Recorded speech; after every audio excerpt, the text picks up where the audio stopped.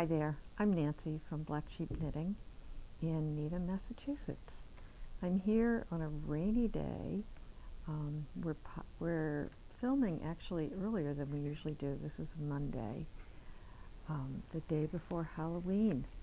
I don't have anything spooky or anything on, I don't know. I don't love Halloween. So I guess I'm a bit of a curmudgeon, sorry. I wanted to show you a whip, which is work in progress. And I'm having fun with it, and I just finished a project which was with fingering weight yarn, and it was the Paul Clay sweater that I think I showed you all before. And it seemed to take me forever. I was on size 4 needles, and I finally finished it. And I'm so happy to have moved up to a size 7 needle. So things are going quickly. I wanted to show you the pattern I'm doing is called Weir, W-E-I-R. And I believe it's a Barocco pattern, and it's a V-neck sweater, and it has a beautiful, I love the V-neck with it. It has a wide band, and I really like that. It also has a split hem with, in the back it's longer. I don't think I'm going to make mine much longer. Theirs was kind of long. I wasn't fond of that, so I probably won't. So what I chose to do is to work with Wool Addict's footprints. And this is a wool and cotton yarn that's a little bit stripy, and it's a fingering weight, and I chose to put it with the Isair silk mohair. And holding these two together creates this. And I just love this. It's soft, it's pretty. This bottom is the ribbing, it'll get blocked out a little bit so it matches the stockinette portion. It's a bottom up done in pieces. And silly me, I've been doing sweaters recently and helping people with sweaters that started at the back neck and went down, and then you picked up and went down the front. And that's what I thought I was doing. And then it said to go for 6 inches, which ultimately I didn't do because I didn't want it that long. But then I read further and discovered that no, it was a bottom up done in pieces. And so I was actually doing the bottom ribbing.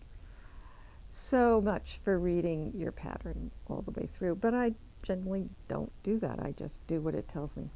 In any case, I was kind of happy to find that I had already done a good portion of the bottom ribbing. And, you know, this took me maybe an hour or so to do this portion, so it's going quickly. I wanted to show you some choices should you be interested in doing this. I picked out some other colorways that I thought would be lovely.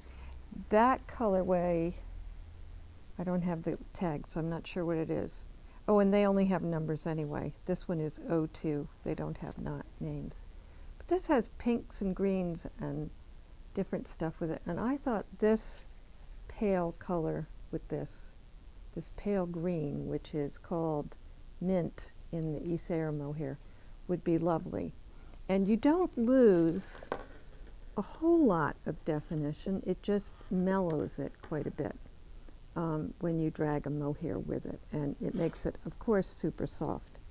So that's one combination. Another one that I thought was really a kick is this one, and this colorway is 03, and it's got some, like, what I would call kind of circus colors in them. Beautiful greens and pinks and all kinds of stuff. And I thought, wouldn't it be fun to put this hot pink with it? It'll have just a whisper of the hot pink. So I like that combination. And then finally, another one that I really liked, this one is 06. And this has got greens and reds and pinks and stuff. And Isair has a green that I just love. And I thought, oh, wouldn't this be fun with it? So it would just add a hint of green to it. You could also do the pink with this. You could do a white. You could even do this mint with it. So anyway, that's what I'm working on, and I hope it won't take me as long as my last project took me. I wanted to quickly mention workshops. The Catherine's Hat Workshop, which we talked about last week, the Mi Amoro hat, Amoro, A-M-A-R-O, Mi, M-I, is taking place. It starts on November 8th, and it has a second class later in November. It'll be on this email. She still has some spaces, so sign up. Catherine does a huge amount of preparation for these workshops, so you'll learn a lot from her. And she's doing a series of hat workshops, and each one there's a skill to be learned. I'm doing three workshops. One is called Tips and Tricks. That's where I share with you tips and tricks I've learned from a few years of knitting, more than a few. And that's going to be an hour-long session, and it's going to be Thursday, November 16th from 1:30 to 2:30. Then I'm doing another one called Fixing Your Mistakes. That one's going to be an hour-and-a-half workshop, and you're going to learn how to fix those dreaded mistakes that you have to run into the yarn shop to have fixed. And by the end of it, I'm hoping that you'll be able to be so confident that you can pull your needle out of anything and pull out rows and put stitches back on the needle, or you'll be able to pick up drop stitches, and it'll be no problem. You won't panic. It'll be easy as pie. So that's November 17th, and that's from 1:30 to 3 o'clock.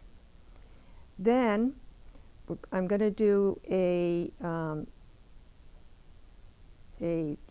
class on making a sweater that fits you. And how many of us have made sweaters that don't fit? And there are a lot of reasons for that. Sometimes it's a matter of picking the wrong project. Mostly it's a matter of picking the wrong size or following the pattern directions without taking your own measurements. So in that class, I don't have a specific pattern for you. In the first class, it's going to be 2, or maybe we'll add even a third meeting, depending on what we need. But in the first class, we're going to pick a pattern, or you can pick a pattern and bring it in. And I'm going to advise you whether it's a good pattern for you or not. So you'll pick a pattern, you'll pick yarn, or if you have pattern and yarn, that's fine. And then we're going to do your measurements. And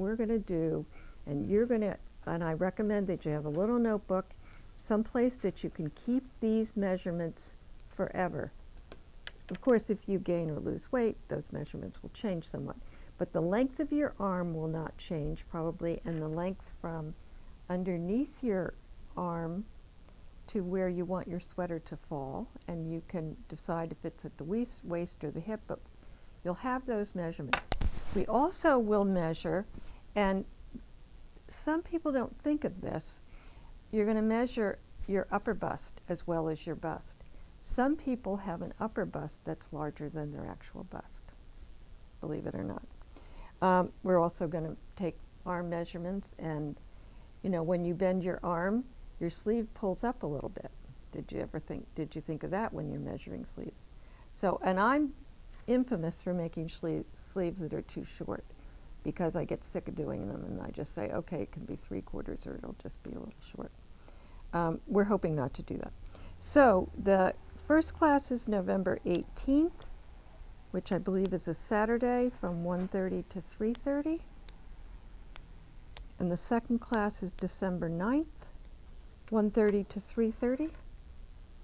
And we're hoping, if we need another class, and my guess is we're going to have that, we'll schedule it after that.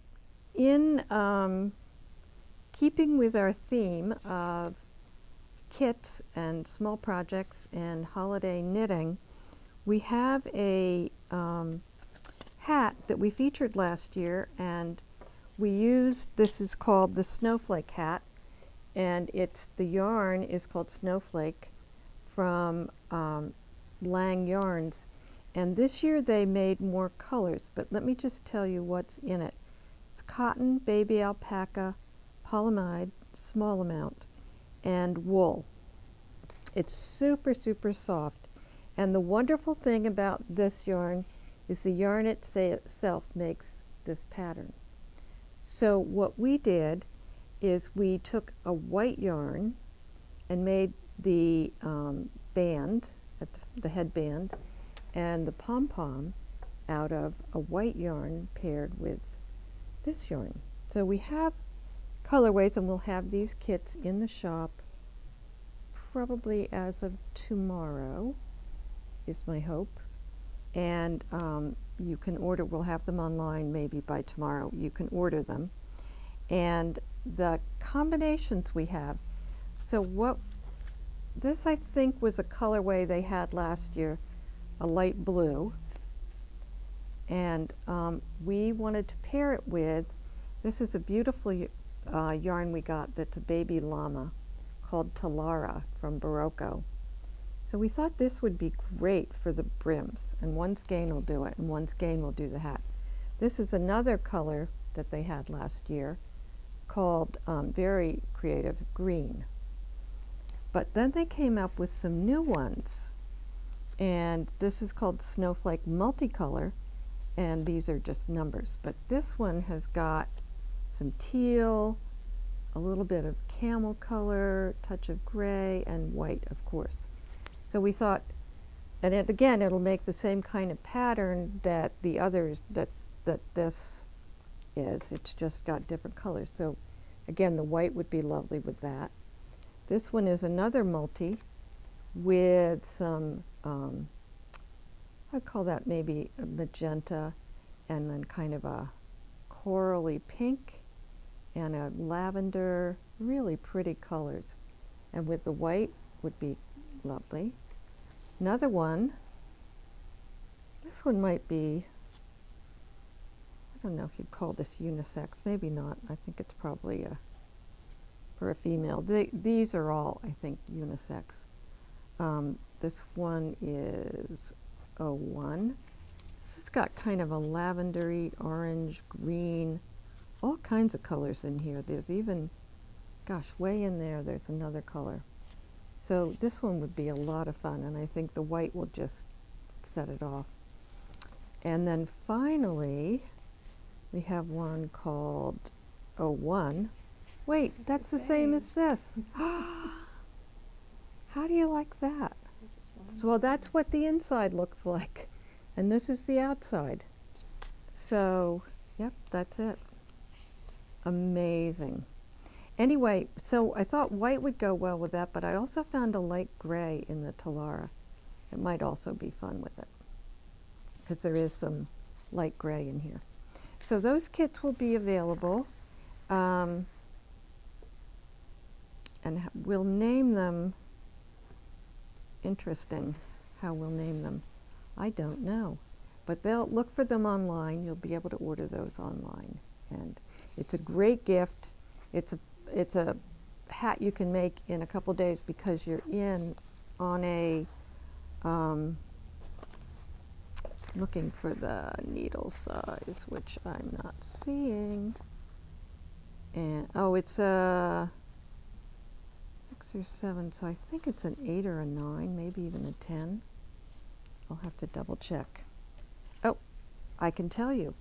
It's on a US 10 and 11, so that will be quick. So the 10 is for the band, the headband, the brim, and the 11 is for the base of the hat.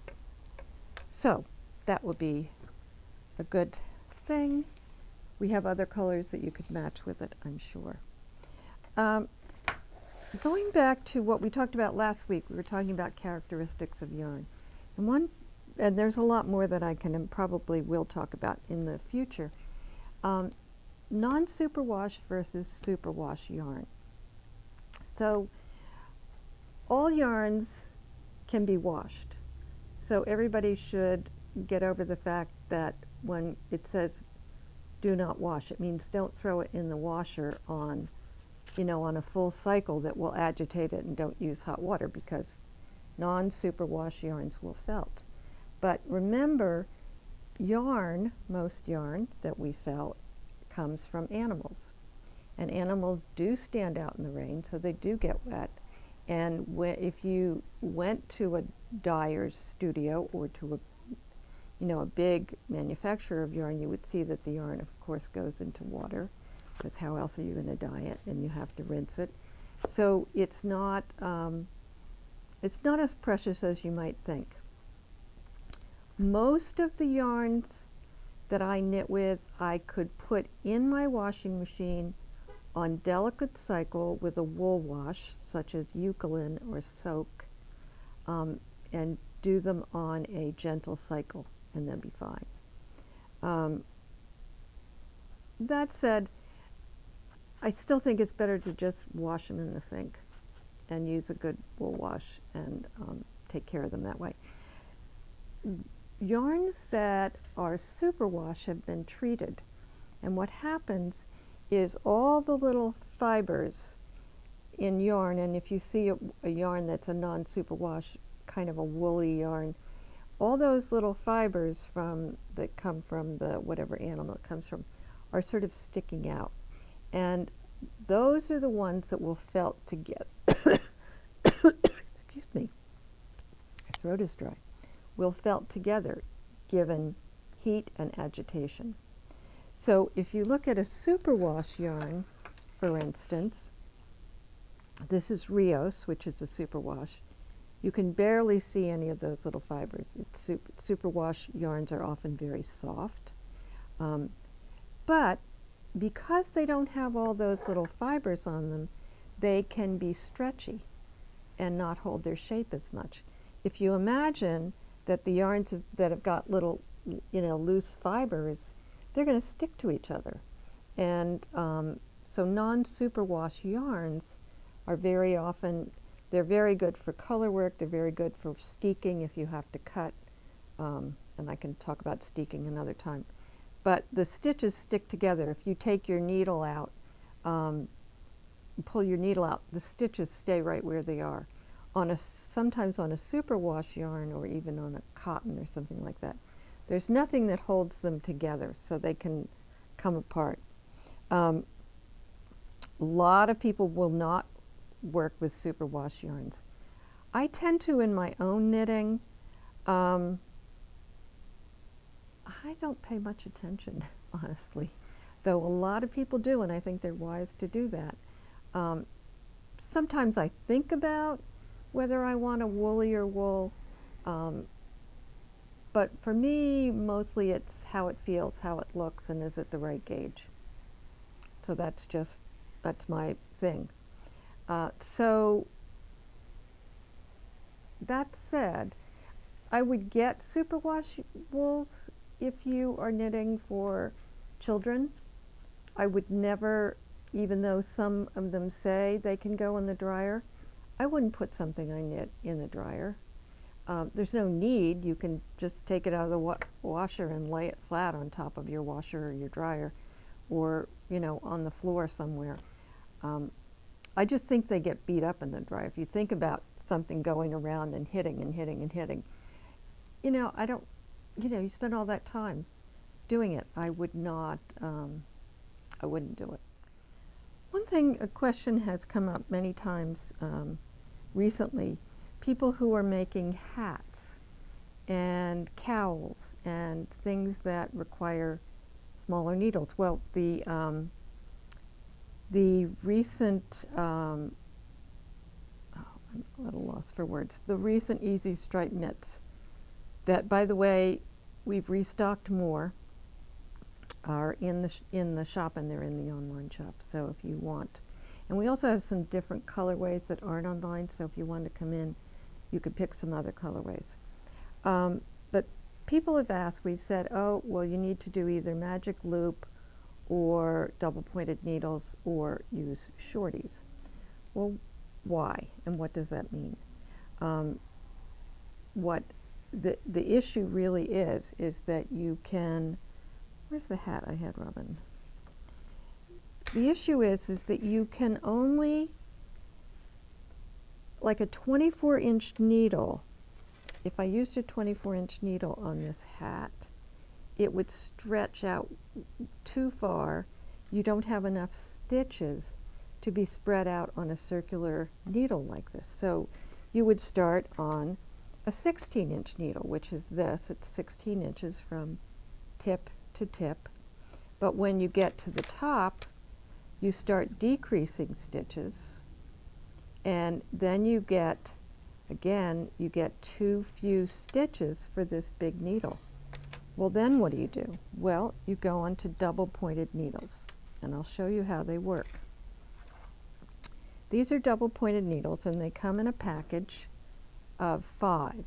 This 5th one is an extra.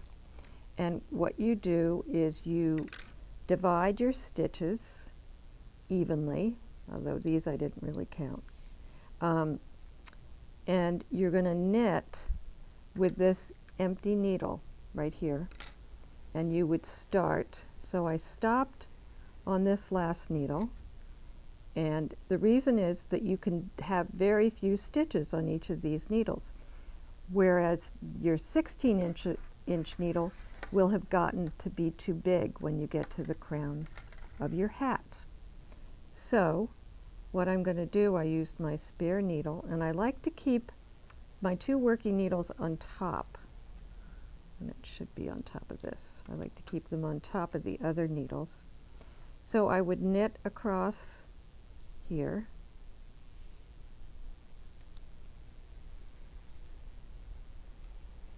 So I'm going across. And these are a little fiddly at first, but you get used to them. Some people swear by them and use them. I rarely do, and I'll show you what I do as an alternative. Partly because I have arthritis, and when you get to a certain age and your arthritis advances, your fingers become very stiff, and it's hard to hold on to things.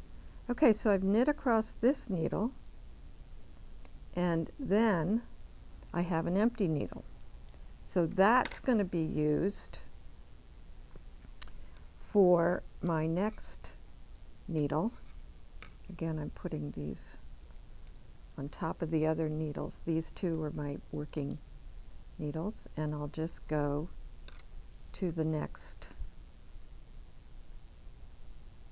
needle and put this underneath and begin to knit across this, the second needle. As I said, it's fiddly, but you get used to it, and everybody finds their own method that works for them. But what this allows you to do, and don't split your yarn like I just did, what it allows you to do is have very few stitches. This is why I don't do this. Okay, there's my yarn, and it's coming through, and there I go. Okay, and then I go and knit across this needle. So, but what it allows you to do is to knit very few stitches in the round. So if you're doing things like making little animals, little things, you can do, 3 or 4 stitches, and you can go around and around. It's very easy. But you can also do, and we've showed these before, you can use what are called shorties. So this one, it might, at the crown here, might be too, well, I think you probably could fit them on here. But this is a set that you can buy, and they come in 2 sizes of, and I think they have 2 lengths of their cable. So this is quite a short one. These, as you can see, mine are on other needles somewhere. In any case, this is probably 9 or 12 inches, I can't remember. But these are really good if you're doing socks. So if you wanted to do a sock in the round, this one I have, and I'll show you in a minute, it's magic loop, but this would fit, and I could do the whole sock in the round. Now the key to being able to use these, because they're, and they even have, no, I don't think I have them here. Sure. Oh, they have really, if you're doing something really, really small, they have really short tips. And these, of course, which I didn't show you, they screw on and, you know, they're interchangeable. So these come off. You can see that coming undone, and then you just screw it tight. And they're excellent for sleeves. And for a while I wasn't using these because I thought they were too awkward. But I finally got the hang of it, where you just use them like this, and you can knit a sleeve so much more quickly than you can on double points, or the other method, which is what I was doing here, and I'll probably switch these. This is called magic loop. And magic loop is done by having half of your stitches on one needle and half on another. But this, I'm in between, so I'm knitting off one of the needles. And as you can see, they're two sort of elephant ear type things here. So I'm going to go across this needle, and this allows you, again, to knit a smaller amount of stitches. These, as I said, would fit on the shorties. It wouldn't fit on a 16-inch needle. So you have to make some choices when you're going to knit small circumference things. So for instance, if you were doing those mitts and you wanted to do a bunch of them, you might consider getting one of these sets. Now this particular set has the really short tips and the bigger tips. It goes from US 4 to an 8. There is also another set you can get that are, I think, 1, 2s, and 3s, or maybe there's even a 0. I can't remember exactly. And there's a 9 to 11. And there's a larger one, a 9 to 11. 11.5, something. Or 10.5, yep. So now I've knit across this needle, and I'm going to turn my needles were pointing to the left. Now I'm going to turn them to point to the right. And this is the needle that just had the stitches knit. So those stitches, and you can say to yourself, the stitches with the yarn attached always live on the cable, and the ones that are about to be knit come up onto the needle. And this is my front needle, that's the back. So I've pulled this out, and now it's going to knit across these stitches. So that is called magic loop, and you can look it up online. There are many tutorials, but these are 3 good choices for making, as I said, things that are small circumference. So don't forget our hat kits. This is a great gift, and this, I think, comes in a lot of sizes, so you can make it for a kid or any adult, and it's a lot of fun. And don't forget our workshops. We'll be back next week. We're getting ready for, I think Robin's going to be on vacation, so we may have a week or so hiatus, unless we can get our act together to do a video in advance. And also for all of, I want to say to all of those vendors, if any vendors ever watch this, from Wool & Folk, I'm sorry for all your troubles at Wool & Folk.